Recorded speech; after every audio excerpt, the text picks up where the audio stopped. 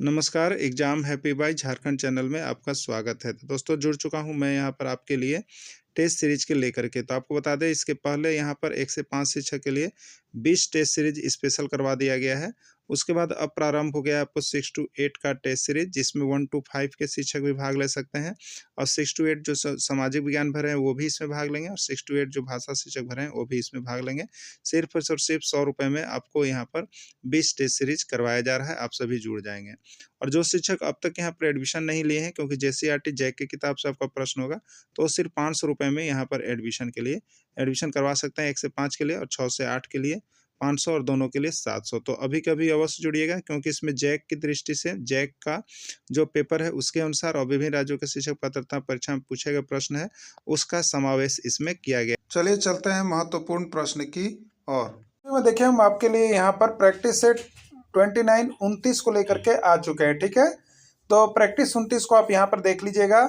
यदि आप यहाँ पर 1 से 5 शिक्षक की तैयारी कर रहे हैं जेटेट का, तो यह आपका जो है यहाँ पर 1 से 5 के लिए जीएस के अंतर्गत काम करेगा। और आपका 6 टू 8 शिक्षक सामाजिक विज्ञान की तैयारी कर रहे हैं तो यह आपके लिए सामाजिक विज्ञान के लिए है। और अगर 6 टू 8 शिक्षक भाषा शिक्षक की तैयारी कर रहे हैं तो यह भाषा शिक्षक के लिए भी है। और आकलन परीक्षा की यदि आप तैयारी कर रहे हैं तो यह आपका आकलन परीक्षा में भी काम करेगा।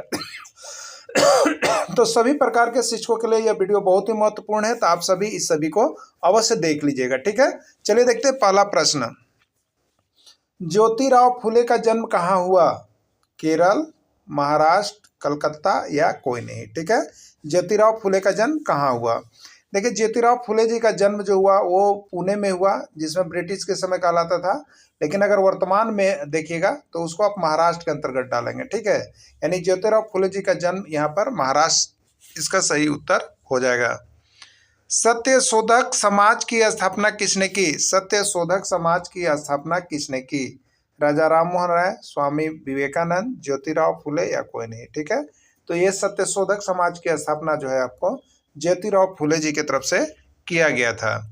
देखिए यहाँ पर लिखा हुआ है सितंबर 1873 ईस्वी में ज्योतिराव फुले ने सत्य शोधक समाज की स्थापना की थी। गुलामगिरी नामक पुस्तक किसने लिखा है? प्रश्न झारखंड में अभी तक 3 बार पूछ दिया गया है, ठीक है। और देखिए जेसीईआरटी का यह था, बाहर नहीं था, जेसीईआरटी किताब का ये है। तो आप इसको जरूर देखिए। गुलामगिरी नामक पुस्तक किसने लिखी? राजा राम मोहन राय, स्वामी विवेकानंद, ज्योतिराव फुले या कोई नहीं, ठीक है। तो गुलामगिरी नामक पुस्तक जो है वो आपको ज्योतिराव फुले की तरफ से लिखा गया है।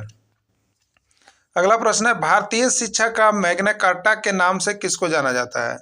भारतीय शिक्षा का मैग्ना कार्टा के नाम से किसको जाना जाता है? ये भी आपको तो ऑल सेंट्रल एग्जाम पर पूछा गया है, लेकिन आपको झारखंड में 2 बार ये प्रश्न आया हुआ है। वुड्स डिस्पैच को, चार्ल्स वुड के नीति पत्र को, ए और बी दोनों को या कोई नहीं, ठीक है। तो देखिए वुड्स डिस्पैच को भी शिक्षा का मैग्ना कार्टा कहा गया है और चार्ल्स वुड के नीति पत्र को भी यहाँ पर भारतीय शिक्षा का मैग्ना कार्टा कहा गया है। यानी राइट आंसर इसका ए और बी दोनों होगा, ठीक है। ए और बी दोनों होगा तो राइट आंसर इसका सी हो जाएगा। दयानंद एग्लो विद्यालय की स्थापना देश भर में किसके द्वारा किया गया? दयानंद एग्लो विद्यालय की स्थापना, जिसको हम लोग डीएवी के नाम से जानते हैं, दयानंद एग्लो विद्यालय की स्थापना किसके देश भर में किसके द्वारा किया गया? आर्य समाज, स्वामी दयानंद सरस्वती, ए और बी दोनों या कोई नहीं, ठीक है। तो देखिए यहाँ पर आर्य समाज कह लीजिए, कभी समाज पूछेगा तो यह दे दीजिएगा और कभी ना तो नाम पूछेगा तो स्वामी दयानंद सरस्वती, ठीक है। तो आर्य समाज के संस्थापक स्वामी दयानंद सरस्वती, उन्हीं के द्वारा दयानंद एग्लो विद्यालय की स्थापना किया गया। यानी राइट आंसर होगा ए और बी दोनों, ठीक है। चलिए अगला देखिएगा। यहाँ पर देखिएगा दयानंद एग्लो जैसे विद्यालय की स्थापना वर्ष 1886 में लाला हंसराज ने सबसे पहले कहाँ स्थापना किया? लाला हंसराज ने सबसे पहले कहाँ स्थापना किया था? लाहौर में, दिल्ली में, कोलकाता में या कोई नहीं? राइट आंसर इसका लाहौर में हो जाएगा, ठीक है। वहाँ पर सबसे पहले किया गया था। हड़प्पा सभ्यता के काल में समाज कैसा था? जो हड़प्पा सभ्यता है उसके काल में समाज कैसा था? पितृस्तात्मक, मातृस्तात्मक, दोनों या कोई नहीं, ठीक है। तो हड़प्पा सभ्यता के काल में जो हमारा समाज था वो मातृस्तात्मक था। कैसा था? मातृस्तात्मक था, ठीक है। गुप्त काल में कन्याओं का विवाह कितने वर्ष की आयु में कर दिया जाता था? गुप्त काल में कन्याओं का विवाह कितने वर्ष की आयु में कर दिया जाता था? 12 वर्ष, 14 वर्ष, 12 या 14 वर्ष, कोई नहीं, ठीक है। तो जो हमारा ये गुप्त काल चलता था उसमें कन्याओं का विवाह 12 या 14 वर्ष में लगभग कर देने का प्रावधान था, कर दिया जाता था। राइट आंसर इसका सी हो जाएगा। सती प्रथा का प्रथम प्रमाण, सती प्रथा का प्रथम प्रमाण 510 ईस्वी के में किस अभिलेख में मिलता है? भानुगुप्त के एरन अभिलेख में, समागुप्त के एरन अभिलेख में, समुद्रगुप्त के एरन अभिलेख में, या कोई नहीं, ठीक है। तो सती प्रथा का जो प्रथम प्रमाण मिलता है वो आपको भानुगुप्त के एरन अभिलेख से प्राप्त होता है। राइट आंसर इसका ए होगा। भारत का पहला स्वतंत्रता संग्राम कहा जाता है? 1857 ईस्वी क्रांति, 1914 ईस्वी क्रांति, 1859 ईस्वी क्रांति, सभी को, ठीक है। तो यहाँ पर भारत का पहला जो स्वतंत्रता संग्राम हुआ या जिसको कहा जाता है वो है 1857 ईस्वी की क्रांति को भारत का पहला स्वतंत्रता संग्राम कहा जाता है। 1857 ईस्वी की क्रांति का कारण क्या था? 1857 ईस्वी की क्रांति का कारण क्या था? डलहौजी की हड़प नीति, डलहौजी की गोद लेने की प्रथा को समाप्त, पेशवा बाजीराव द्वितीय के दत्तक पुत्र नाना साहब का पेंशन बंद हो जाना, या सभी।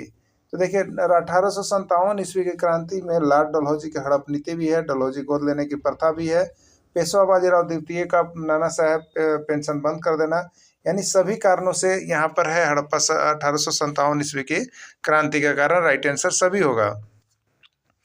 1857 ईस्वी के विद्रोह का तात्कालिक कारण क्या था? 1857 ईस्वी के विद्रोह का तात्कालिक कारण क्या था? नवीन एनफील्ड राइफल का प्रयोग, नवीन राइफल में कारतूस के ऊपरी भाग को मुंह से काटना, चर्बी वाले कारतूस में गाय एवं सुअर की चर्बी का होना। राइट आंसर है सभी, ठीक है। तो देखिए ये सभी, इसका रीजन सही जाएगा कि राइफल में जो था कारतूस के ऊपरी भाग में गाय एवं सुअर की चर्बी लगी होती है, जिसका विरोध मंगल पांडे ने किया था, ठीक है।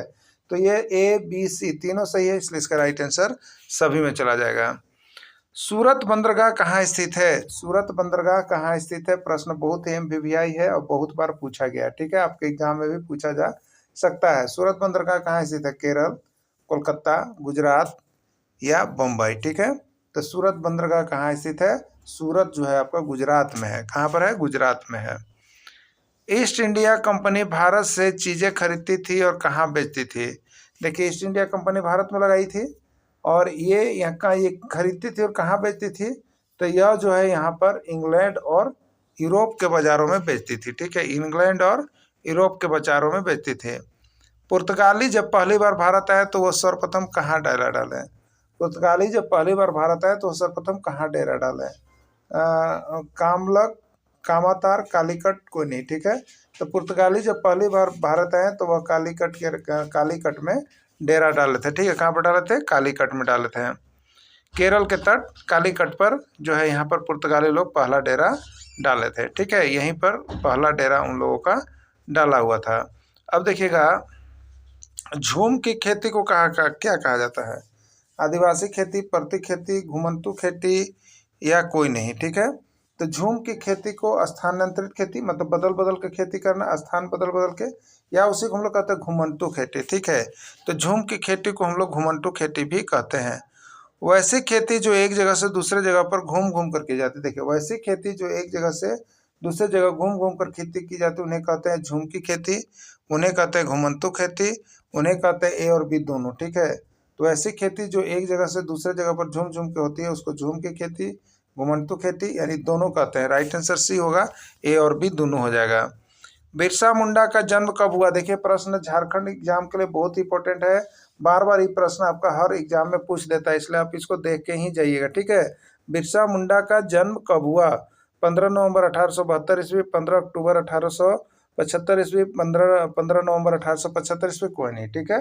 देखिए ये तो फिक्स है कि बिरसा मुंडा का जन्म 15 नवंबर हुआ, क्योंकि राज्य स्थापना दिवस जो है उन्हीं के आधार पर मनाया जाता है, ठीक है। तो अब देखिए अब 15 नवंबर, लेकिन ईस्वी सन 1875, 15 नवंबर 1875 इसका राइट आंसर हो जाएगा।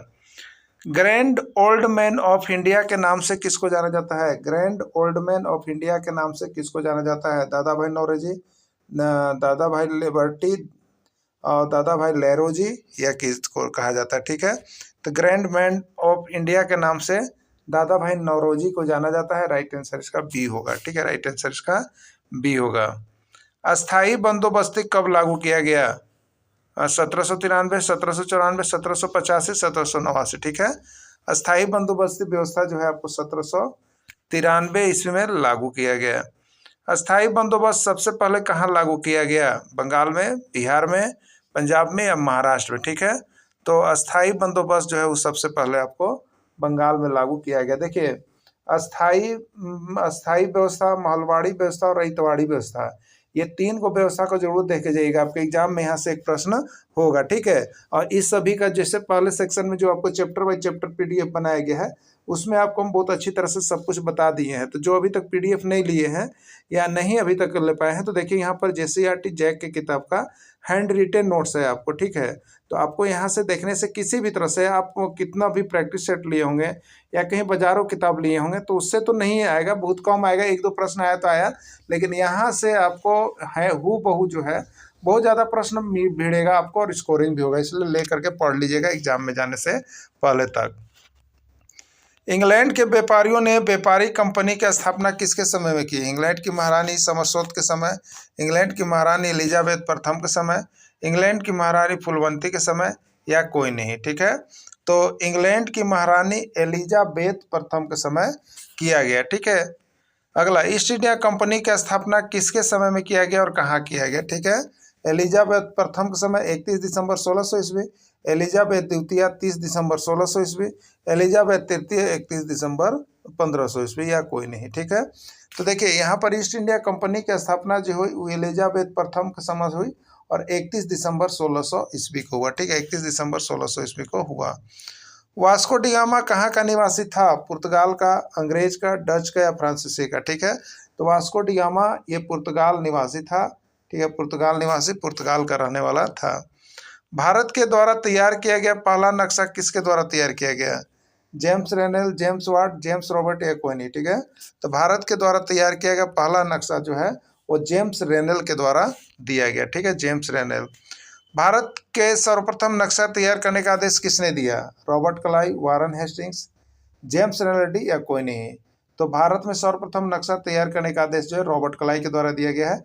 इन सभी का देखिए गवर्नर जनरल का भी डिटेल्स आपको पीडीएफ बना दिया गया है, आप वहां से लेकर के देख लीजिएगा। अभी हम लोग प्रैक्टिस सेट चल रहे हैं, तो प्रैक्टिस सेट में कितना सही हो रहा है आप सभी कॉमेंट करके अपना अपना जरूर बताइएगा, ठीक है। और जिनको भी नोट्स पीडीएफ वीडियो चाहिए यहाँ से संपर्क कर लीजिएगा, मोबाइल नंबर पहले आपको दिया गया है।